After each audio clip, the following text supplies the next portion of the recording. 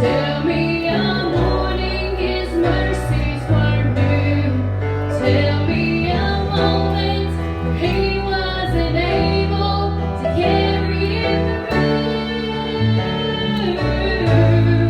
Tell me a day he was less than almighty, when he could not roll back the tide.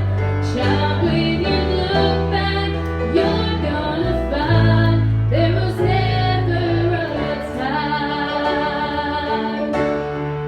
He can work miracles through the impossible. If you don't believe it, just go on and try. Tell me a time he's not been faithful. Tell me a morning his mercies were new. Tell me a moment he wasn't able to carry in the room. Tell me a day he was less than almighty, when he could not roll back the tide. Child, when you look back, you're gonna find there was never a day he was less than almighty, when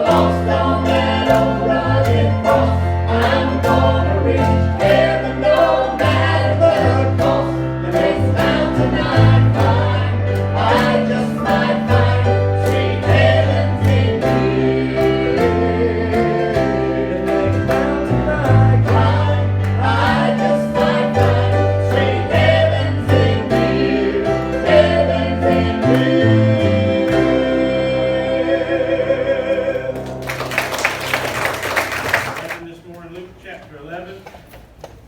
Be moving into the next paragraph in our verses here in chapter 11. Actually going to run from verse 14 all the way to verse 23. Luke 11, 14 through 23. And he was casting out a devil, and it was dumb. And it came to pass that when the devil was gone out, the dumb spake, and the people wondered.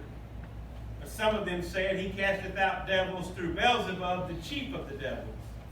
And others, tempting him, sought of him a sign from heaven. But he, knowing their thoughts, said unto them, Every kingdom divided against itself is brought to desolation, and a house divided against a house falleth. If Satan also be divided against himself, how shall his kingdom stand? Because you say that I cast out devils through Beelzebub. And if I by Beelzebub cast out devils, by whom do your sons cast them out? Therefore shall they be your judges. But if I with the finger of God cast out devils, no doubt the kingdom of God is come upon you. When a strong man armed keepeth his palace, his goods are in peace.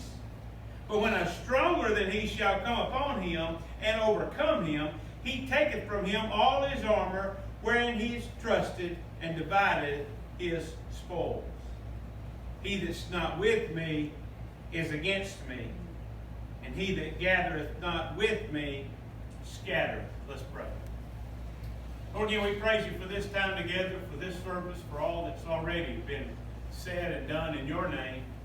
Lord, we pray right now as your word goes out that our hearts would be open, and Lord, we would be attentive to what you have for us today. Lord, realizing that your word is perfect and your word is true. And Lord, in a world where there is seemingly no truth anymore, we're thankful that there's still a place we can come, and there's still your word to stand on. And not only has it always been true, but it always will be true. So we praise you for that, and ask, Lord, that you move as only you can in this service for the remainder of this time. In Jesus' name, amen. Well, we move into this next section. As you look, man added the paragraph breaks, and verse 14 here starts a new paragraph. It goes all the way down to the end of verse 23, and verse 24 starts a new paragraph.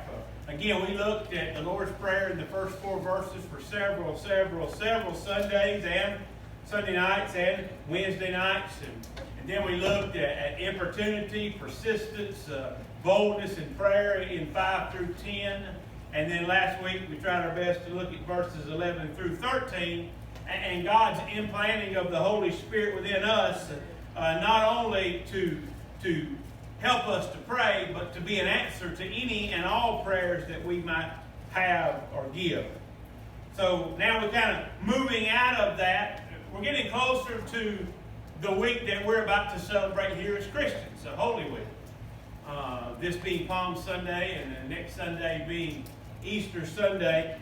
That actual week that we memorialize and we celebrate right now in God's Word is getting close. Remember, Jesus through with his Galilean ministry. He is making his way, as we saw at the end of chapter 9, he has set his face towards Jerusalem.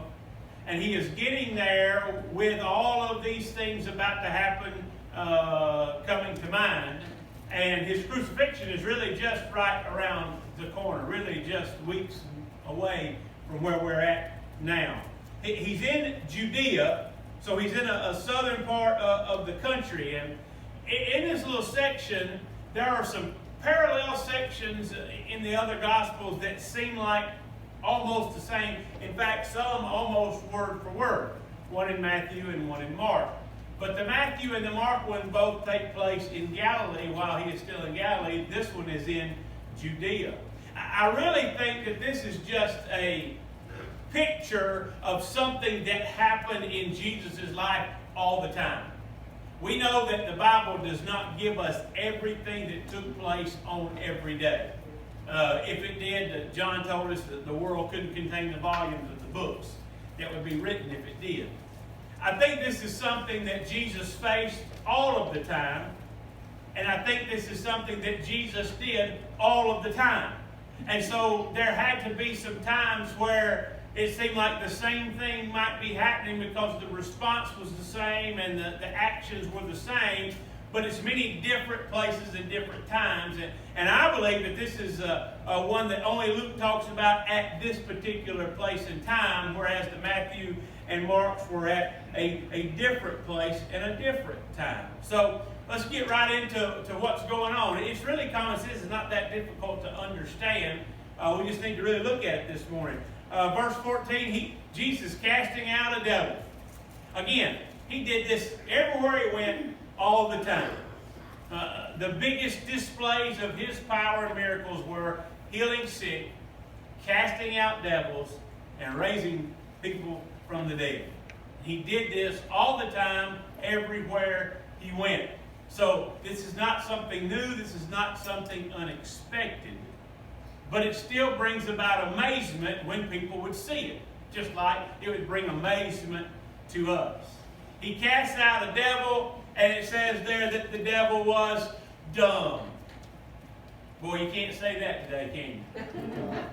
It didn't mean dumb intelligence-wise. It meant dumb that he couldn't speak. But that's still not politically correct for us today. We wouldn't call someone dumb, wherein all of our younger lives, you've heard it quite often. Somebody was deaf and dumb, because most of the time they were dumb, couldn't speak, because they had been deaf all their lives and couldn't understand how to make those sounds. They had not learned that, so that kind of went hand in hand. People who lose their hearing over a period of time can still speak. People that have partial hearing can still speak, and sometimes it sounds like they have a lisp, because that's how they hear it, so that's how it comes out from them. But someone who's never heard, it's not impossible, but it's hard for that language to come out, and so they can't speak. So even though it doesn't say here that he is both deaf and cannot speak, we would assume that's the reason he can't speak, is because he is both. And Jesus casts out the demon. And when the demon is gone, amazingly, miracle, no speech therapy to go, no go and talk to a doctor or a counselor. When the demon was gone, the fellow started speaking. Amazing. Amazing. Happens so often. We read about it so often. When we read it here in the Bible, we just did that stuff. It just happened. We don't even begin to understand the implications of the things that he did. If you ever knew someone who had never heard a word in their life and never spoke, and someone touched them and they immediately began to hear everything you say and speak it back to you in clear language, you would be amazed. We should really be amazed with this, because it is amazing. It says that the people wondered. Not they wondered what happened, they wondered in wonder and amazement. Because Jesus had just performed yet another miracle on someone and done something to them that no one had ever been able to do. Simply by casting out the devil that was inside of him that had caused this condition. Verse 15 says that some of them said, he's casting out devils through Beelzebub, the chief of the devils. So, here's a strong accusation that's going to go out. Why, he did that because he's of the devil. He's of Beelzebub. We'll get to that in a second. But the chief of the devil. I mean, he is really demonic. He is really possessed. He is a child of Satan himself, and that's how he's able to cast these devils out. Man, what an accusation to go against the Son of God, by the way. But that's their accusation. That's what they are saying. And then verse 16 goes on saying that others, trying to tempt him, sought of him a sign from heaven, a heavenly sign to show that he was of the Lord and not of the devil. So here's the background where we want to stop for a second. This is a strong accusation. Very strong statement. And where would this come from? I mean, would it be common sense to see a man who is time and time again, whether you had seen them or not, you had heard of them, and then you saw them this time, healed people that were sick, brought eyesight to people that were blind, made people who had never walked before get up and walk, allowed people that had never heard to hear, and then in turn to speak plainly.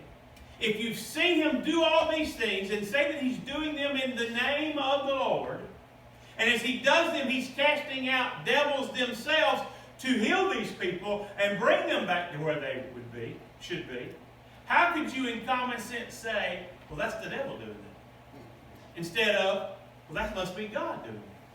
I mean, it's got to be something supernatural. It's got to be something powerful. If you're going to choose, and these good things are happening, and these bad things are being cast out, and you've got a choice to choose who is the source and what's the purpose and who's behind it, would you say God's doing it? Or would you say the devil's doing it? And yet here they are, a group of folks, how he's doing this through Beelzebub, the chief of the devils. How did they come to that conclusion? Well, it's easy. This narrative has already been being put out. It's been being put out now for months and months and even over year and a half. The Pharisees and the religious elite have to have a narrative to convince the people that Jesus is evil and not of God. So they have to have a story. And so, long back, they have begun to put this out. He's of the devil. He's bad. You couldn't do those kind of things unless you had the power of the devil. He's of Beelzebub. Watch out for this guy. He's awful. He's evil. Stay away from him. We ought to kill him, actually. We ought to just get rid of him. That's what they're working towards. That's what the crucifixion is going to be about. But they put that story out there. They've made up a lie to convince people to think the way they want them to think. Well, does that sound familiar? I won't go into that. But that's what's happening. A lie has been made up and been parroted so much and repeated so often that people believe, well, I keep hearing it, so it must be true. I mean, the media keeps telling me, so I guess it's right. Wow. That stuff started a long time ago. Why do they have to make up a lie about it? Simple reason. Because they can't deny that he's doing what he's doing. The easiest thing would be to say, oh, he's not really doing that. He's not doing all that's fake. They can't say that because the people see it. I mean, you think about the man at Bethesda. Everybody known that man all his life, knew he had never walked ever. And Jesus came and said, what you need? He said, I need somebody to put me in the water. He said, you don't need that. You just need me to get up and walk. And he got up and walked. Everybody saw that. You couldn't deny it. Everybody knew the man who was blind had been blind all his life. And Jesus touched him and he was able to see. They go to the parents. They're trying to get the parents to say, oh, say that something evil happened. Say that something wrong happened. Say that really he was really not really blind and he just had a little blood. Everything's good. They say, hey, whether or not you want to say what you want to say, we can't say it. One thing we can say, he was always blind and now he can see. Can't deny that. There's no denying it. So since they can't deny it, the only thing they can do is come up with some sort of lie that will turn the people against him. So what's the best lie? Well, we can't deny it. There's been some kind of power that's caused these things to happen. He says he's the Son of God. We need to get rid of him. So let's say he's blaspheming God because he's really the son of Satan and he's of the devil. Well, that sounds good. Let's give it a shot. And so they've been spreading it. They've been saying it all along. This is not anything new. Just like Jesus casting out a devil is nothing new. Just like Jesus healing someone is nothing new. Just like Jesus telling somebody to get up off the death bed, funeral time, and walk out and be alive is not new, them telling this lie against Jesus is not new. They hate him. They want him gone. He's upset their system. He's upset their power. He's upset their prophets. And the only thing they can do to stop that is get rid of it. Wow. Again, it's been going on for ages on ages on ages. Don't threaten the power, or the power will take care of you. So that's what's happening. They're spreading this lie. Now, what's Jesus' response? How is Jesus' response different than what mine and your response might be? I'll give you a little insight to it. What did Elijah do when some kids were making fun of him for being bald? Y'all remember that?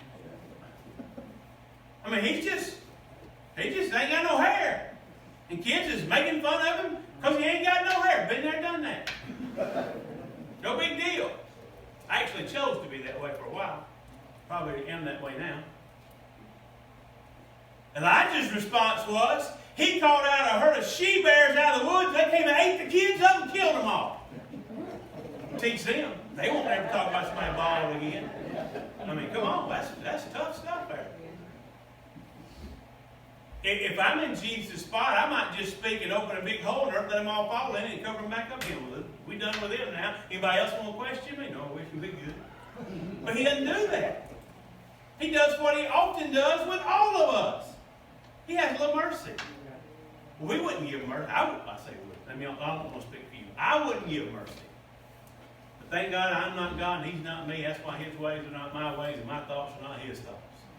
He has some compassion, and he's going to give them a little longer to think about this thing and reason it out before they make this rash decision and call the Son of God the son of the devil. And that's what the next few verses are really all about. He starts there in verse 17. But he, again, knowing their thoughts. Hey, ain't no mistake. He knows your thoughts. Amen. Said unto them, every kingdom divided against itself is brought to desolation, and a house divided against a house falleth. That's just a simple yet profound statement. A house divided cannot stand. A house divided will always fall. Again, does that sound familiar? Where we're at today? We can't keep going like we're going, or this country is going to fall. Because it is completely, through utter hatred, divided. Jesus just gave a simple corollary principle. A house divided against itself cannot stand. Where's he going with this?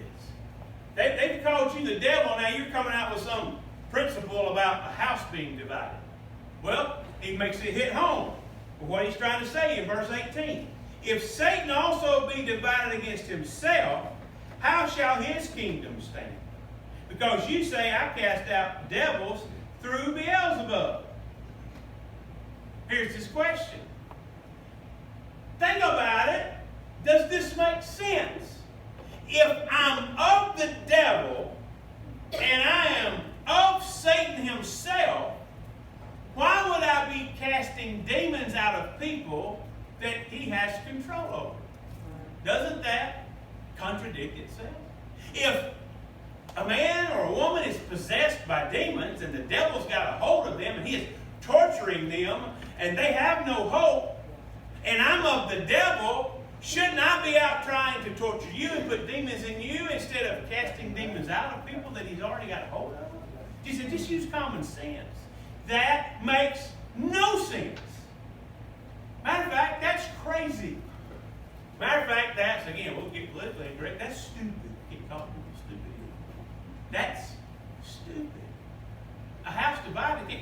Is Satan going to divide his own kingdom by letting me, his son, somebody of Beelzebub go out and be casting out demons of people who he's already got control of? It makes no sense. And so Jesus is going to just reason with them for a little bit. Now, again, there's only two groups here.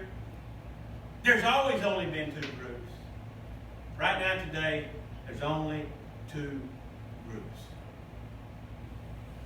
You're either of God or you're of the devil. There is no third option. I don't want to get ahead of myself, but if you look down at verse 23, that's what we're headed to. He that is not with me is against me. Either you're with the Lord or you're against the Lord. Someone say, well, I'm not of the Lord or of the devil. I don't get. Yeah, you're of the devil then. That's who you are. If you're not of the Lord, you're of the devil. If you're not with Jesus, you're with the devil. If you haven't been saved and you don't identify as a child of God through the shed blood of Jesus Christ, you're lost and going to hell to be with your real father, the devil. No other way to put it. Two groups. Always been two groups. Will only ever be two groups. Till the Lord takes us all to heaven and sends the other group to hell forever, eternally. That's the two groups. Same today. Same today. There's two groups. Jesus and the devil. And in our society today, it seems to us, in our mind, like the devil's winning way too often. Because of all that goes on with us. Believing in Jesus, believing in the kingdom of God, praying to the Father, having faith and hope is considered to be ridiculous today. We are thought of as backwards, dumb, and ignorant because we believe in Jesus and we believe in a sovereign God. Because remember, a few Sunday nights ago, you can't be woke and believe in Jesus. You can't be woke and believe in God. If you don't know what I'm talking about, you should be hearing that now. I can't go back. I got time to get into it. I give you perfect example. Just this week, story's out. If you're a basketball fan, this is March Madness. Didn't have one last year, it's the first one in 2 years. Boy, it's been exciting. Finally get to watch the tournament again. One of the Cinderella story upset teams in the making all the way up until yesterday. And they took a shot to keep that story going, and it just barely missed. It was Oral Roberts University. All last week, if you saw any headlines or saw any side stories, there was some murmuring and some grumbling and even some suggesting that the NCAA should kick Oral Roberts out of the tournament. Why would you kick them? They won. They won their conference. That's an automatic bid. They proved they belong there by winning their first two games and getting to the Sweet 16. Why would you want to put them out of the tournament?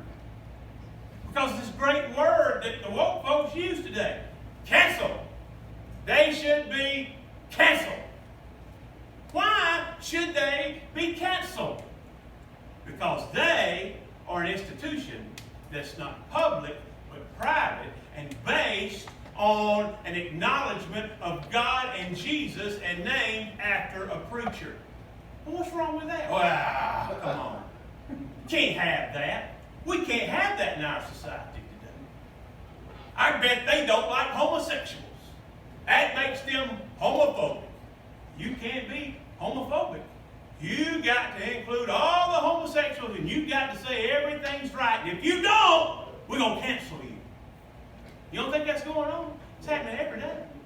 Why do you think every commercial you see's got one in it? Why do you think every television show's got one in it? Why do they dare you to speak out against it? You too, I'm speaking out against it. It's dead wrong. It's an abomination to God and you're going to hell. There you go. Now, if that's a university based on God and the Word, they must hate them. We got canceled. I bet they don't like abortion. If they don't like abortion, they stand against, they're xenophobic, they're chauvinistic. They don't agree with a woman's rights. They are closed-minded. They are ignorant. They're not woke. They're asleep. You see, I ought to make an example of them and just kick them out. Now, is that not the dumbest thing you've ever heard? That was going on last week. It's funny to me, BYU's been in it a lot. They never stand up against BYU. I wonder why. Because BYU aren't Christian. Let me just put it that way. They don't believe in Jesus Christ the way you and I know the gospel says. So they'll leave them alone because they think they're going to inhabit their own planet one day. Let them have their thought. We can let them stay in. But this Oral Roberts bunch, let's get them out. Now, don't get me wrong. I'm not fond of Oral Roberts' theology. I don't agree with most of the stuff he did, but I do agree with this. He said Jesus Christ is the only way to be saved, and there's a sovereign God who's going to stand in judgment of all of us one day, and that is the truth. Yeah, amen. And that is what turned all those folks against him. Crazy. It's been going on before the time of Jesus, but it's going on right here with Jesus.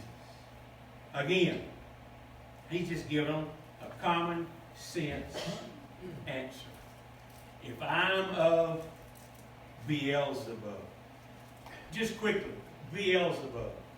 We've heard that used in literature, but that's also New Testament and it's Old Testament. It's a reference to the devil himself, but it's a specific reference to the lowest kind of demon devil there could be. It gets translated, a lot of people say it's the Lord of the Flies. Not like the book you read when you were in high school you made you read, but the Lord of the Flies. And what were flies most associated with in biblical times? It's the Lord of the dung, of poop. That's what it is. They're calling the Son of the Most High God the Lord of dung on the ground.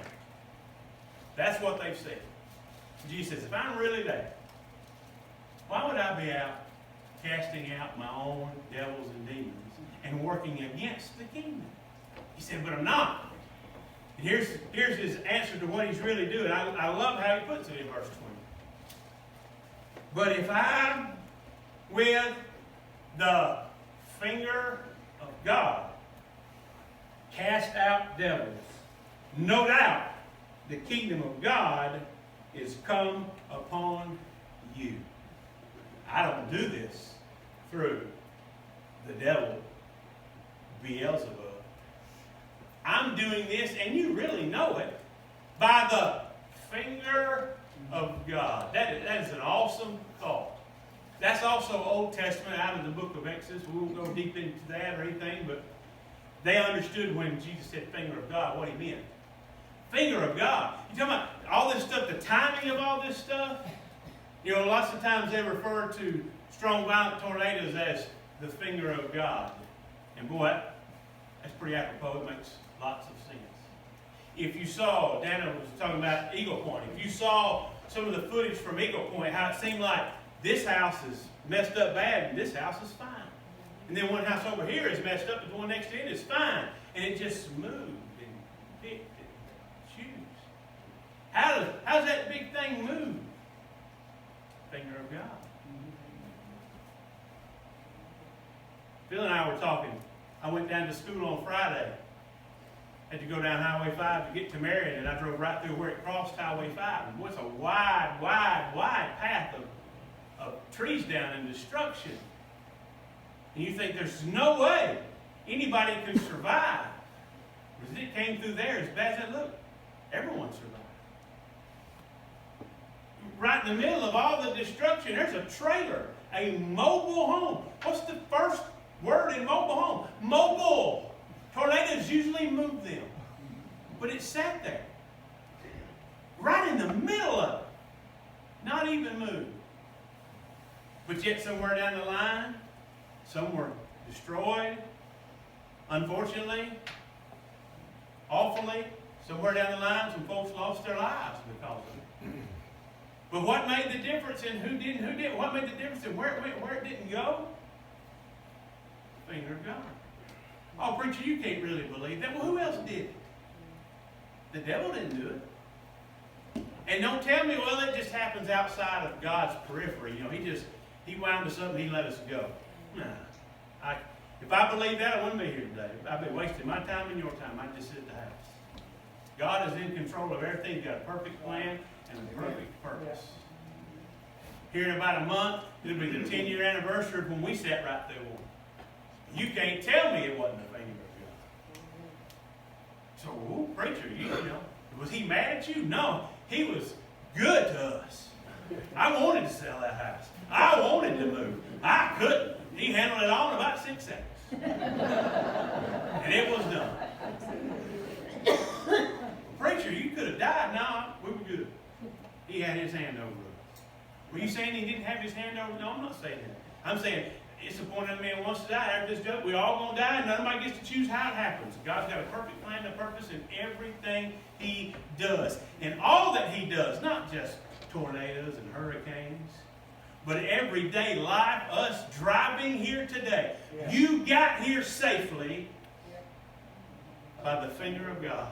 Yeah. Whether you acknowledge it or not, or whether you realize it or not, it doesn't make it any different. It sure doesn't make it false. Right. Jesus said, boy, if I, not by Beelzebub, by the finger of God, cast these devils out, then you have to say, the kingdom of God is in front of you. You have to say, I'm of God and not of the devil. You know I'm not of the devil because I wouldn't be casting out demons if I was. And you know there's a power, and the only other power it can be is the power of God. So if I'm doing this by the finger of God, I'm not from the devil. I'm from God himself. Because guess what I am? I'm the Son of the Most High God. And the people have to go, oh, but they've been telling me you're the devil. I mean, that's all I've heard. You're the devil, so you must be of the devil. Jesus said, hey, use some common sense. Think about what you're seeing. Your eyes aren't lying to you. Your brain's not lying to you. Then just to finish it off, he gives a really simple illustration that makes sense to all of us. 21 and 22. When a strong man armed keepeth his palace, his goods are in peace. When a strong man armed keepeth his palace, his goods are in peace. If a thief knows you're on the other side of the door with a 45 and you're going to shoot him between the eyes, he won't come in and steal your stuff. He'll leave you alone and go to somewhere he can go in and get it. It's common sense. Strong man armed, his goods stay at peace because people don't bother him. But, Jesus says, when a stronger than he shall come upon him and overcome him, he taketh from him all his armor wherein he trusted and divideth his spoils. But if someone comes along that's stronger and more armed and bigger and better, that strong man gives up and he loses all his stuff and it gets divided. Common sense. We understand what that means. The only way you get defeated is if somebody stronger comes along and defeats you. That's a little common sense illustration. But again, you want to talk about timing? Let's talk about timing. The government don't want you armed and taking care of your palace. They want to come in and be stronger than you and eventually take your palace away and your rights away and all those things. Don't give me this about gun control. Again, boy, I'm getting all political today. There's truth in that statement. You leave a strong, armed man alone and you don't try to take his stuff. What's that got to do with this? This is what Jesus is saying. You want to know why they lying about me? You want to know why they want you to believe that I'm of the devil? When you see with your eyes and know with your own mind that I'm of God. Because the devil is strong. And the devil's got a hold of a lot of people. But the only one that can defeat the devil is the one who's stronger. And I know the one who's stronger. Yeah. Greater is he that's within you than he that's in the world. God is going in and defeating the devil every time one of these things happens. And that's the only way the devil ever gets defeated. You realize by yourself you can't beat the devil?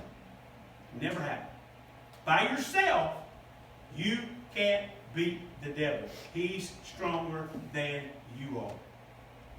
But with Christ, all things are possible. But with Christ, but with God on your side, you have the power that overcomes the devil, always has, and always will. Jesus said, every time one of them folks gets devils cast out of him, that's one more in the kingdom of the devil that's being taken out, released, being plundered.